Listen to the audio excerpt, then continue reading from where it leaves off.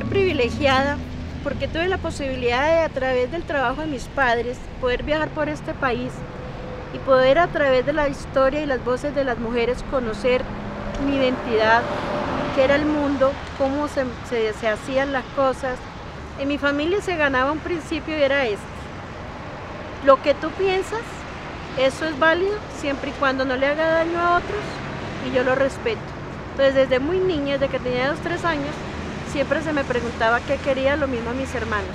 Nos educaron en el respeto y el respeto implicaba aceptar las voces diferentes, las formas de ser distintas, y eso nos permitió ser distintos. Pienso que las mujeres han sido tan importantes en mi vida que se han convertido en mis maestras. Mi madre, mis tías, y ya en la primaria una maestra que nos decía, cuando nos enseñaba en español, lo femenino, lo masculino, y alguna vez dijo que presidenta. Yo le decía, pero esa palabra no existe porque las mujeres no podemos ser presidentas ni senadoras. Decía, sí, es porque ustedes no han hecho el esfuerzo desde el lenguaje mencionarse. Y eso es algo que yo tengo muy claro, que me hayan enseñado desde el lenguaje que sí existimos y sí podemos crear realidades.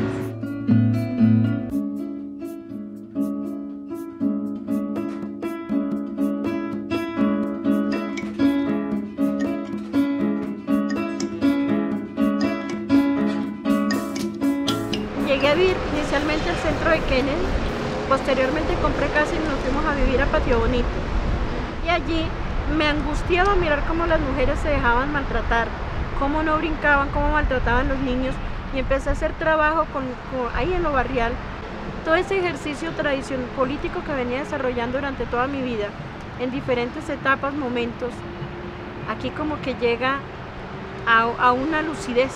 Es entender claramente las relaciones de poder, es entender una cantidad de cosas y empezar a transformarlas en mi vida, en mi práctica cotidiana, para mirarla e incidir en lo cotidiano y en lo público de la localidad con las otras mujeres. Inicio desde ahí.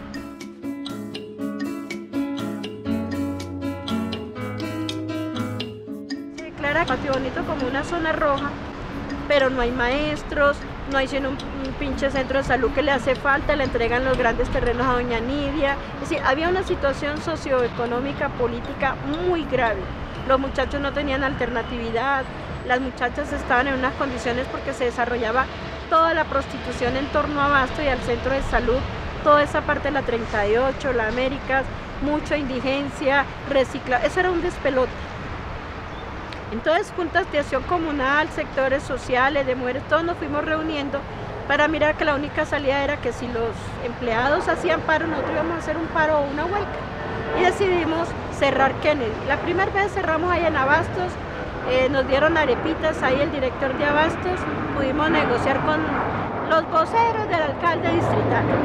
Pero el tercer paro, ese sí fue duro, eso se lo hicimos a Antana Mocus y cerramos toda la localidad. Desde la noche anterior, desde las 10 de la noche, nada entraba, nada salía.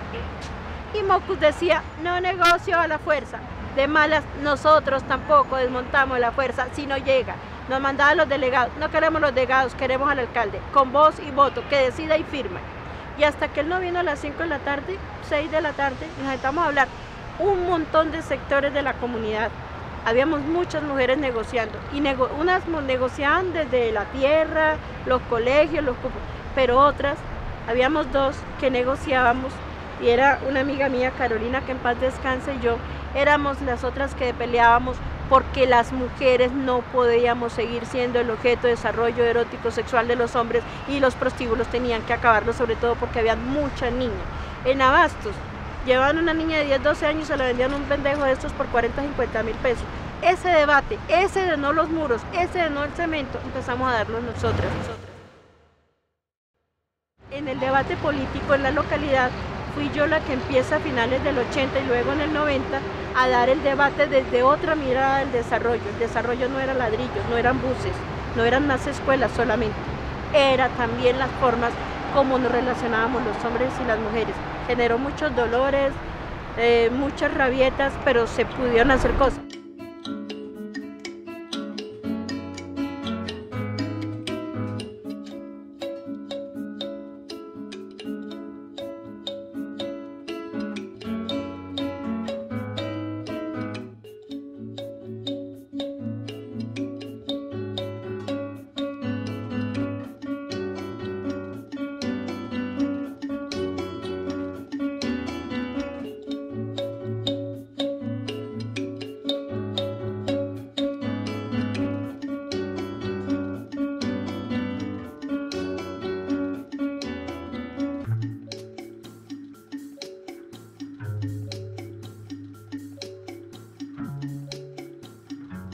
Cuando se hace ese pacto de la Alianza para el Progreso, quienes empiezan en el proceso de autoconstrucción, en su mayoría eran mujeres.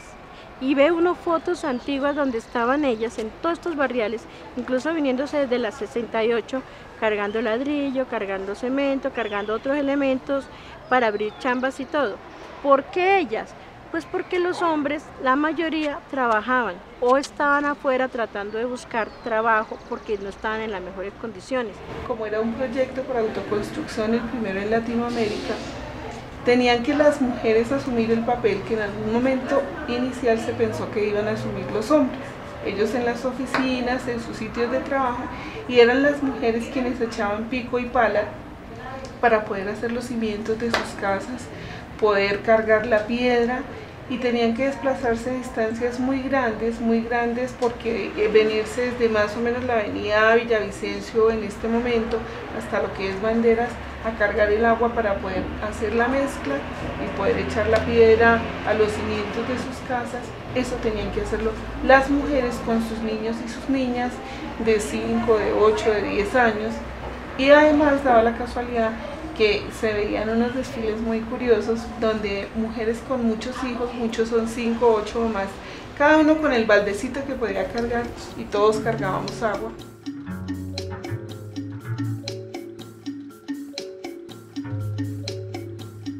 Factores determinantes que han contribuido, promovido los procesos organizativos de las mujeres. Por un lado, desde lo religioso, porque la idea es tenerlas organizadas para que sigan perpetuando un modelo de la imagen de mujer que se quiere dentro de lo religioso, la mujer ama de casa, maravillosa, y que debe aportar al desarrollo social llevando la limonita y no sé qué más, los aportes eso. Pero también hay un factor y es la realidad de la necesidad y las carencias de las mujeres para mirar cómo transformaban eso. Ir a trabajar, no había jardines infantiles que cuidaban a los niños, he ahí el surgimiento del programa de madres comunitarias. Otro de los factores es el hecho de que ellas se dan cuenta que solas no pueden hacer las cosas y empiezan a organizarse entre ellas para planear, y de acuerdo a lo que jalonan del desarrollo desde lo barrial, desde su necesidad, empiezan a hacer acuerdos con algunos varones que están en algunas situaciones de ventaja en lo político, entre ellos pues los curas, los pastores, los líderes comunales, para poder, con ellos haciendo esos acuerdos, poder avanzar en otras cosas. Sin embargo, tenían que organizarse porque es que la mirada de ellos es totalmente diferente a la de ellas, que son las que viven otras realidades y cómo las visionan y las sienten. Entonces se dan cuenta también que entre ellas mismas deben entrar a organizarse.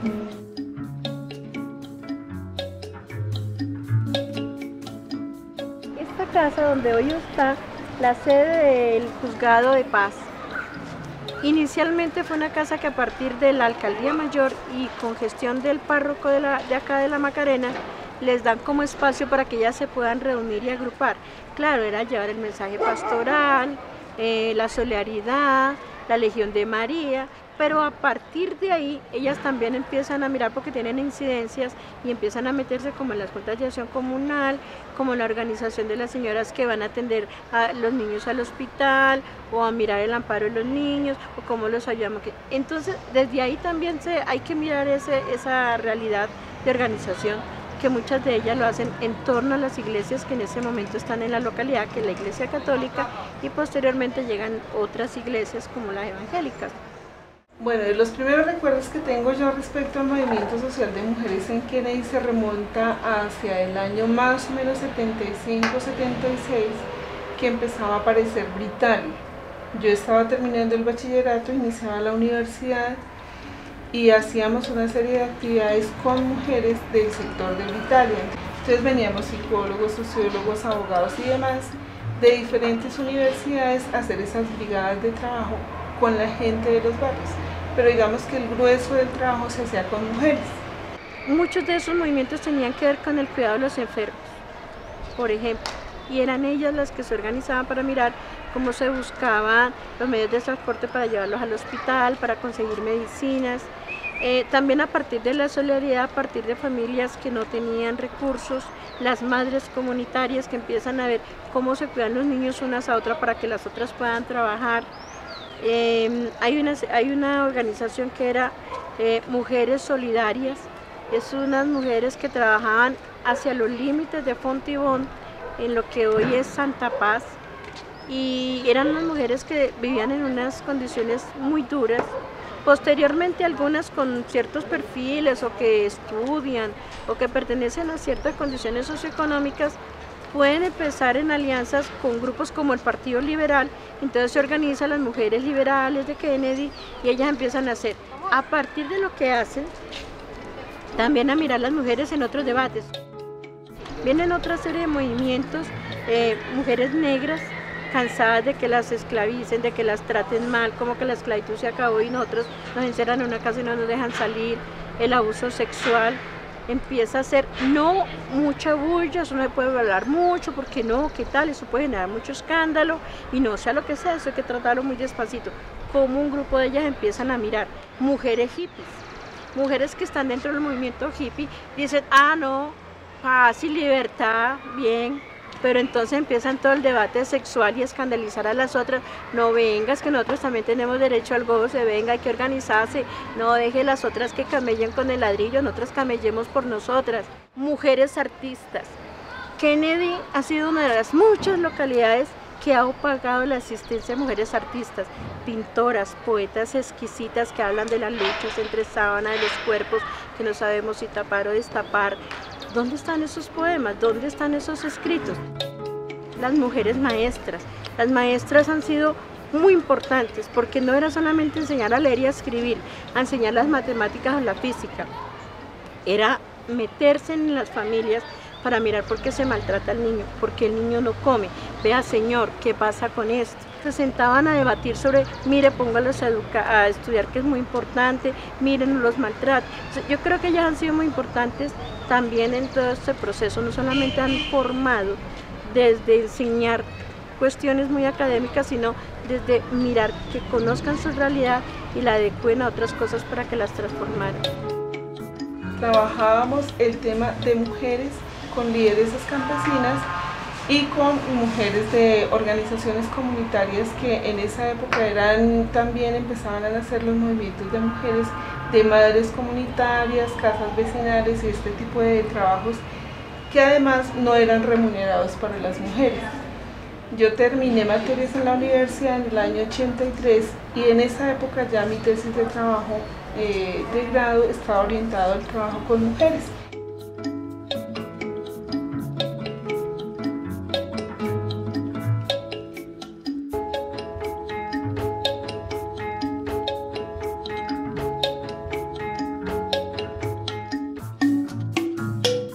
Ha habido mucha resistencia, sobre todo cuando se trata en temas de género. Cuando hablo de la generalidad y se me olvida hablar en términos femeninos, entonces hay más posibilidades de acercarnos. Cuando se hacen las especificaciones, las particularidades en torno a las mujeres, entonces ya el debate y la solidaridad y el apoyo cambia, las reglas cambian. Sin embargo, fíjense que ha sido más fácil con la administración, hombres, en lo comunal, en los distintos espacios, en los ediles y todo eso, para llegar a los acuerdos y pasen las propuestas, para que algunos hechos en salud, en educación, se avancen, que con las mujeres. Las principales dificultades, bueno, hay como 2 o 3 que yo identificaría así de entrada en las dificultades para trabajar el tema de género. Uno muy grande es toda la historia patriarcal que tenemos las mujeres, y eso no nos lo podemos quitar como cuando nos cambiamos de ropa.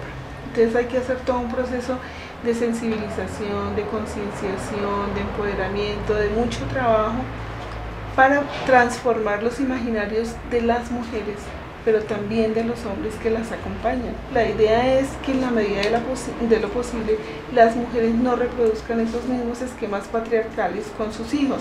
Entonces que se manejen unas relaciones distintas, se maneje un trabajo de educación distinto, una cultura distinta de las mujeres hacia sus hijos.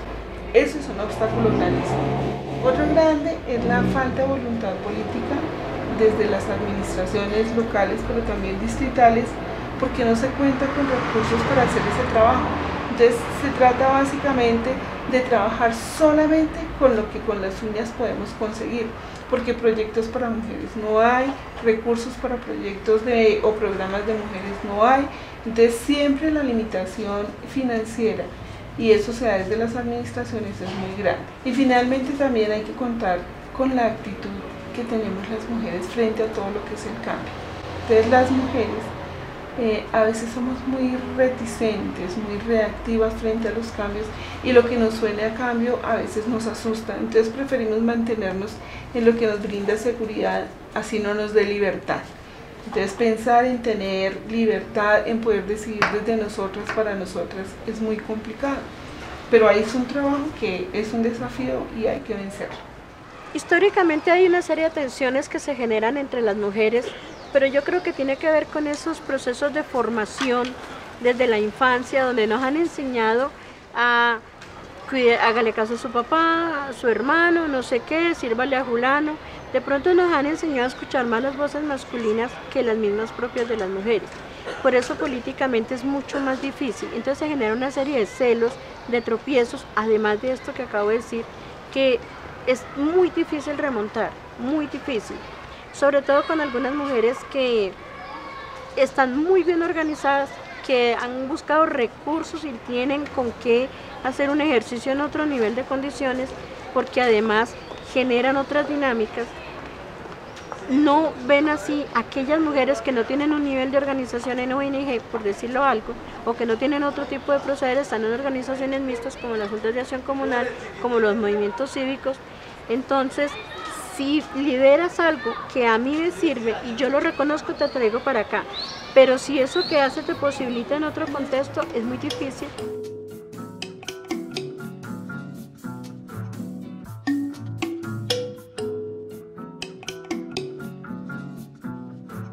Hoy en día yo considero que el movimiento feminista en Colombia no tiene una propuesta alterna, política alterna a la de los varones. Es la misma, pero más dura, más fuerte. No hay cuña que haga más peso que la del mismo palo. Y eso hay que mirarlo y reevaluarlo. Yo sí creo que si las mujeres no empezamos a mirarnos políticamente de otra manera, evitar los celos y aceptar las voces de ellas, reconocer el éxito de las otras, para a partir de eso construir solidariamente y poder avanzar en propuestas colectivas, no vamos a poder avanzar en muchas cosas.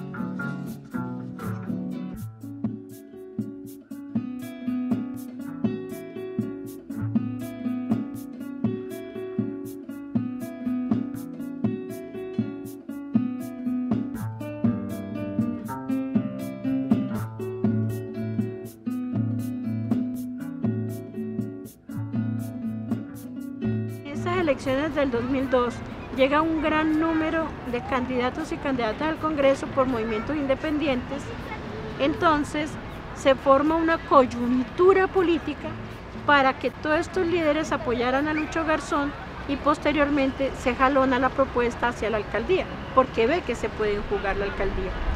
Y aquí algunas mujeres entonces digamos, bueno, se va a llegar a la alcaldía, si no se puso desde la presidencia, como desde lo distrital.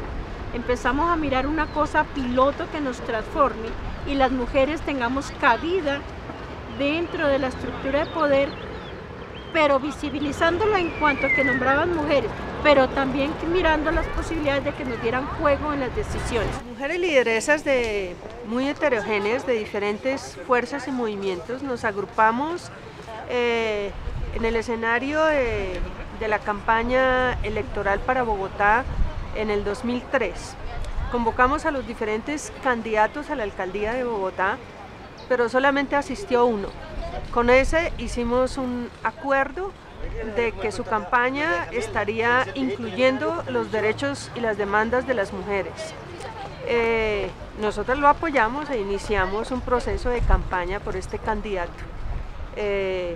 Cuando salió electo, definitivamente hicimos un proceso de consolidar ese pacto inicial que hicimos tanto con él como con su gabinete.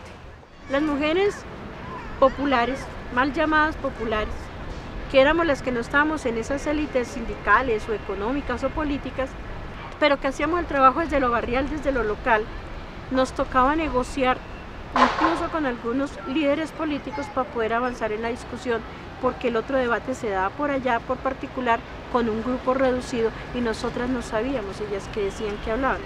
Posteriormente, ya desarrollando el 2004, se empiezan a mirar cómo esas discusiones van saliendo hacia otros espacios, pero ya como que con un modelo preestablecido, con un discurso prepuesto allí, que posteriormente en algo que llegan a crear que se llama Mesa Diversa de Mujeres a nivel distrital, este espacio empieza a convocar a las mujeres. Pero aquí no vinimos a construir, ya lo que se iba a hacer en sus inicios, en sus direcciones, en sus lineamientos, básicamente ya estaba establecido y acordado con gente que estaba en la candidatura de Lucho y avanzan posteriormente en cosas.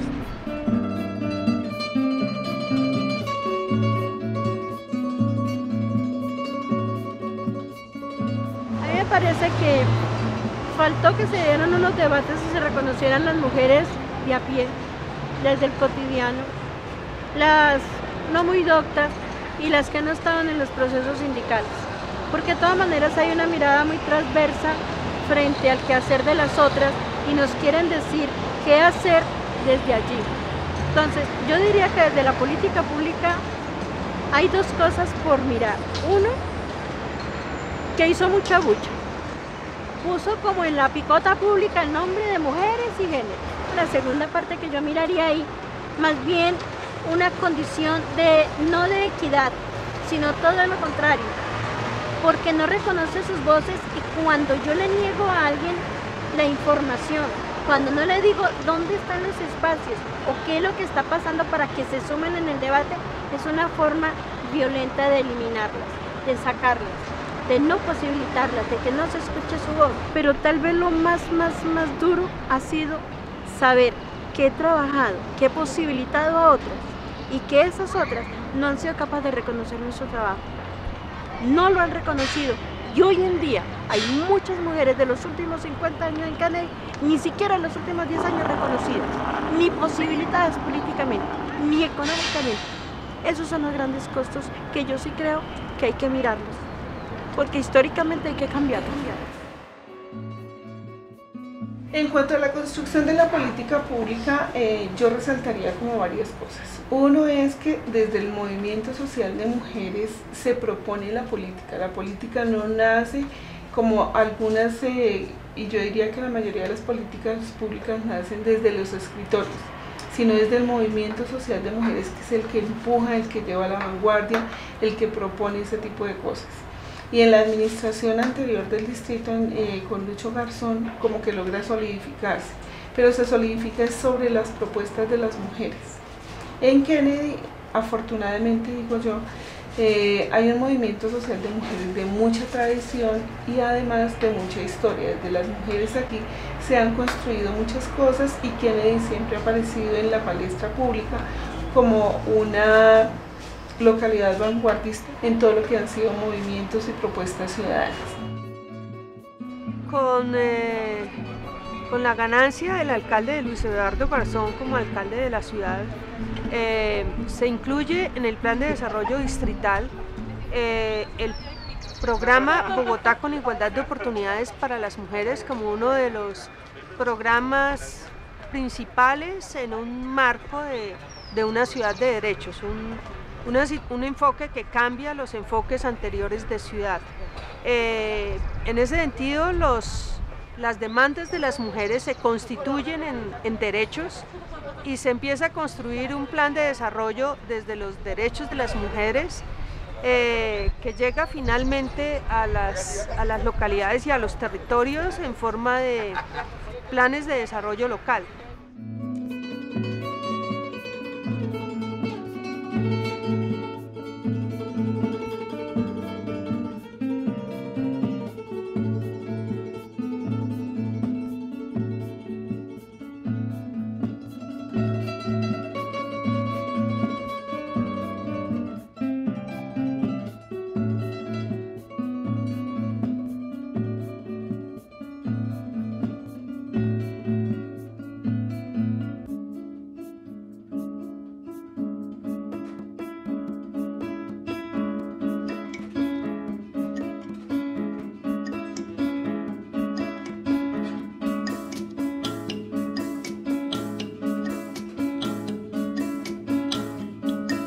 Cuando se inicia todo el proceso de convocatoria de encuentros ciudadanos, uno empieza a mirar que frente a todo lo que se había ganado distritalmente en la campaña con Lucho, que algunas líneas quedan grabadas en la propuesta de plan de desarrollo distrital, que baja las líneas a lo local. Uno miraba que en la propuesta local esa cosa tenía resistencias, por lo tanto la línea como tal no estaba. Obviamente eso se reflejaba en las mesas de trabajo, y entonces había de todas las mesas menos algo que tuviera que ver específicamente con las mujeres o con otro tipo de cosas, porque se suponía que las mujeres estábamos inmersas en todo. Si se hablaba de productividad, y se hablaba de mujeres. Si se hablábamos de maltrato, entonces que eso no era necesario especificarlo. De hecho, no hubo una mesa para eso.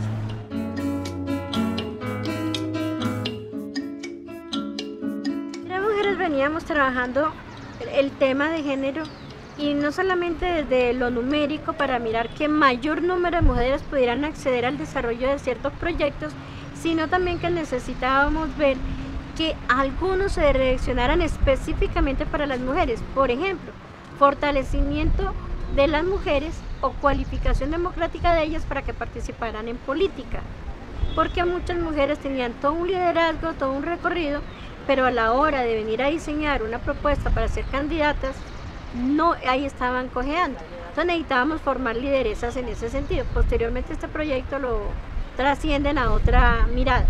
De enero a junio del 2004 se inicia en la ciudad todo un proceso de concertación entre los alcaldes y alcaldesas locales y la ciudadanía, de acuerdo a los lineamientos que postula el nuevo alcalde, un plan de desarrollo cifrado en los derechos. En esos encuentros, por ejemplo en el Consejo Local de Planeación, que el Acuerdo 13 desconoce la presencia y la vocería del sector de las mujeres, nos tocaba ganármelos. Y a mí me tocó liderar mucho el proceso, porque las pocas mujeres que habían no se querían casar con el debate, porque eso no era lo que importaba. Unas estaban mirando asuntos de seguridad, en otras cosas. Las lideresas locales y las diferentes formas organizativas estaban acostumbradas a relacionarse con las alcaldías locales a través de proyectos de atención asistencial, muy asistencial. Difícilmente encontré en los 20 territorios grupos u organizaciones de mujeres que demandaran un enfoque de derechos de las ciudadanas, en tanto ciudadanas, más allá de las políticas asistenciales. Y solo un grupo de mujeres que venían de Patio Bonito estaban discutiendo fuertemente cómo en el plan de desarrollo había alguna propuesta que implicara que los prostíbulos que se estaban creando en torno a Bastos, a María Paz y eso, se desmontaran. Era una lucha porque pues eso era otras cosas, eso no se podía hablar, sin embargo lo pusimos en la palestra. Tuvimos la fortuna de contar también con muchas aliadas desde las organizaciones. En ese momento existía un grupo que nosotros dimos o denominamos llamar grupo de incidencia, que era la Mesa Kennediana de Mujer y Géneros.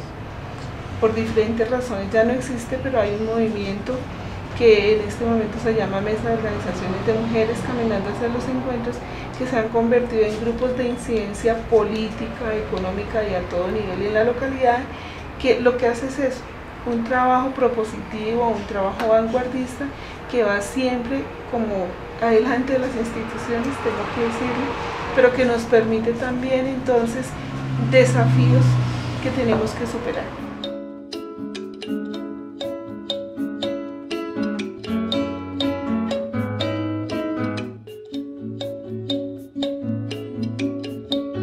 Por primera vez en muchos años, después de muchas luchas, se logra conseguir que el plan de desarrollo salga en el 90% en lenguaje de género, mujeres, hombres, kennedianas, kennedianos, ¿sí? Empezamos por lo menos desde allí y logramos insertar algunas propuestas, entre ellas Marta Buritica, que era la que manejaba toda la coordinación de planes de desarrollo a nivel distrital, dice que ellas tienen una propuesta para generar una que pudiera servir de interlocutora entre el nivel distrital y el nivel local para desarrollar las políticas públicas de mujer y género. Y es así cuando se empieza a mirar desde la política, desde el diseño de lo que ellas tienen, pero ya en el debate en la JAL, en el mes de agosto, para mirar cómo se lograba insertar el punto focal de mujer y género, y de hecho se logra. Sin embargo, algunos proyectos que se debatieron y se aprobaron dentro de encuentros ciudadanos no se les asignó recursos, y eso hizo que tampoco pudieran desarrollarse como programas o metas consideradas dentro del plan. Tocaba colgarse de otros espacios, ¿sí?, como de Bogotá incluyente, Bogotá positiva, Bogotá se compromete con tus derechos, para a partir de ahí poder mirar cómo redireccionábamos partidas, haciendo lobbies con el alcalde de turno, haciendo lobby con los ediles del momento, para que en el próximo POAI se apoyaran unos recursos para algunos programas. Ya asistí a la mesa kennediana de mujeres. Empieza a fortalecerse masivamente en una propuesta que yo hago para hacer una audiencia pública de mujeres que no la querían dar. Recuerdo que el presidente Lajal de ese entonces decía, mientras yo sea el edil, el presidente, esa vaina no va aquí. Y nos sacaba y se retiraba del recinto sin caso que nosotros no quisiéramos escuchar para retirarnos. Sin embargo, logramos, haciendo lobby con cada uno de los 11, poder buscar los votos de alguno y que se diera esa audiencia. Ahí es cuando yo busco a la administración para que nos apoyen la argumentación para sacar cosas. Tuve la oportunidad de llegar a la mesa kennediana de mujer y género, invitada por María Elena Arzuza. La mesa kennediana de mujer y género nace con el propósito de buscar un espacio de reflexión para las mujeres y asimismo dar solución o plantear algunas alternativas posibles para mejorar la calidad de vida de todas las mujeres kennedianas. Lo más importante es que muchas de esas mujeres lograron como vincularse a los procesos de salud y a los procesos de educación y están trabajando en la localidad. ¿Sí? Están trabajando algunas en derechos humanos, también es un espacio donde la gente encontró que había que reconocerse, primero que esperar que otro lo reconozca. Si no nos reconocemos, no esperemos que nadie nos vaya a reconocer como tal. Actualmente es necesario resaltar entonces el trabajo que muchas mujeres vienen haciendo en diferentes espacios e instancias de participación en esta y en muchas localidades. En Quevedo particularmente las mujeres vienen participando desde hace ya por lo menos 4 o 6 años en espacios como el Consejo de Gobierno Local, el CLOPS, diferentes comités, diferentes consejos, y mencionaré solo algunos, por ejemplo, Comité de Derechos Humanos, Consejo Local de Discapacidad, Consejo de Cultura, Consejo Local de Propiedad Horizontal, entre otros. La mirada de nosotras las mujeres dentro del espacio de la mesa kennediana, que era un espacio de reflexión y acción desde las mujeres para la localidad, empieza a ser manipulado desde la administración central para que desarrolle las tareas de la administración en torno a las políticas públicas, a los programas y planes que ellas tenían. Y algunos de ellos chocaban frente a lo que nosotros queríamos. Y eso fue generando algunas fisuras en la relación que más tarde dieron pues con que nos abriéramos, y incluso yo me atrevería a decir que por esas conductas mismas de la administración y de algunas de nosotras se reventó la mesa y se pararon los procesos durante largo tiempo. Y luego otras mujeres retoman el proceso, pero ya unos 3 a 4 años después, para asumir una mesa paralela que hoy incluso está funcionando.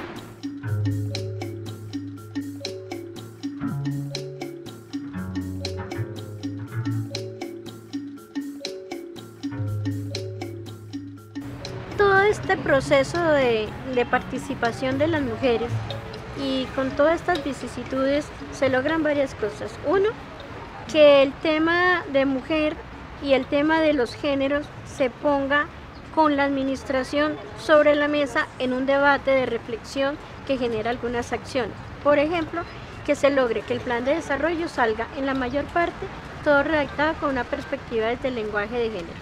2, que algunos proyectos de las mujeres queden, algunos que estábamos proponiendo, pues desde la administración después les cambian el nombre para desarrollar políticas públicas, pero quedan allí. Logramos que a nivel local queden 2 instrumentos. Uno, que es el instrumento de punto focal, considerado como una mujer que domina el tema, las políticas públicas, y que además de eso sirva de puente de enlace entre la administración distrital y la local para bajar toda la dinámica y toda la política de información sobre mujeres y género. Y la otra cosa es, más adelante, la creación de las casas de igualdad. En Kennedy, pues inicialmente entra en un sitio donde no es muy fácil acceso, coordinada desde una mirada pues que posibilitó algunos ejercicios. Hoy está en otro sitio, se habla más del asunto y pues esperamos que se corrijan algunos errores para que en verdad la política empiece a beneficiar a las mujeres, no solamente desde hacer bulla, desde mencionar la palabra mujeres y mencionarnos para estar. Ojalá para que hagan unos ejercicios reales, que posibiliten a las mujeres en un ejercicio de sensibilización de ellas desde lo privado, en torno que son sujetas de derecho, para que cuando salgan a lo público también entiendan esta condición y puedan hacer un ejercicio que las fortalezca, que no las rompa y les permita lograr mayores alcances.